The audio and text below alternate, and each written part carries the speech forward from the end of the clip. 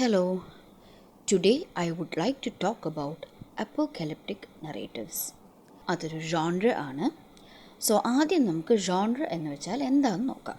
Cambridge dictionary അനുസരിച്ച് ഒരു genre എന്ന് വെച്ചാൽ ഒരു ആർട്ടിൻ്റെ ടൈപ്പാണ്.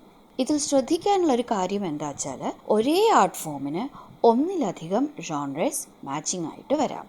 ഫോർ എക്സാമ്പിൾ, ബുക്സിനെയും മൂവീസിനെയും ജോൺറെ ബേസ് ചെയ്ത് അഡ്വർടൈസ് ചെയ്ത് കണ്ടിട്ടുണ്ടാവും. ഒരു ഹൊറർ ത്രില്ലർ എന്ന് പറയുമ്പോൾ ഹൊറർ ജോൺറയും ത്രില്ലർ ജോൺറയും ഒരുമിച്ച് വരുന്നതാണ്. ഇനി നമുക്ക് അപ്പോക്കലിപ്റ്റിക് നറേറ്റീവ്സിലേക്ക് പോകാം. പക്ഷെ അതിനു മുമ്പ് അപ്പോക്കലിപ്സ് എന്ന് വെച്ചാൽ എന്താണെന്ന് നോക്കാം. അപ്പോക്കലിപ്സ് എന്ന് വെച്ചാൽ ലോകാവസാനത്തെ സംബന്ധിക്കുന്നത്, അല്ലെങ്കിൽ ലോകാവസാനം. അപ്പോൾ ലോകാവസാനത്തെ ചുറ്റിപ്പറ്റിയിട്ടുള്ള നറേറ്റീവ്സിനെ അപ്പോക്കലിപ്റ്റിക് നറേറ്റീവ്സ് എന്ന് പറയാം.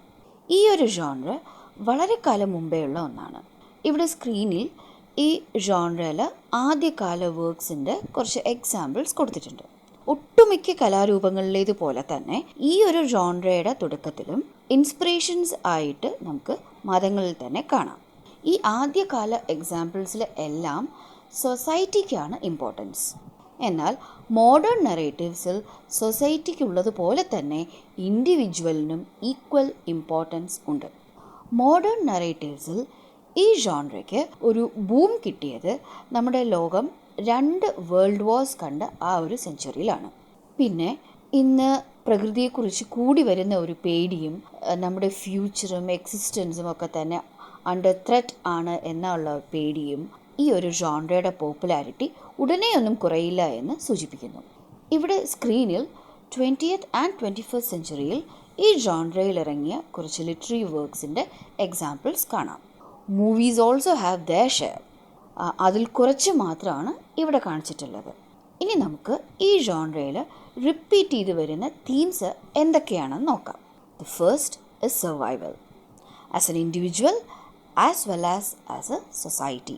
The second, resilience of humanity. ഇതെല്ലാം അതിജീവിക്കാനുള്ള മനുഷ്യൻ്റെ കഴിവ്. This contributes to the first point. Now the third point, moral dilemmas. ജീവൻ നിലനിർത്തുന്നതാണോ അതോ മോറൽ കോൺഷ്യൻസ് ആണോ വലുത് എന്ന ആ ഒരു ചോദ്യം. നൗ ദ ഫോർത്ത് പോയിന്റ്, അത് വരുന്നത് അനാർക്കി അഥവാ അരാജകത്വം കൊണ്ടുണ്ടാകുന്ന ഒരു കെയോസിൽ നിന്നാണ്. With that I M concluding this topic. If you like my video, don't forget to subscribe and please feel free to give your suggestions. That's all for today.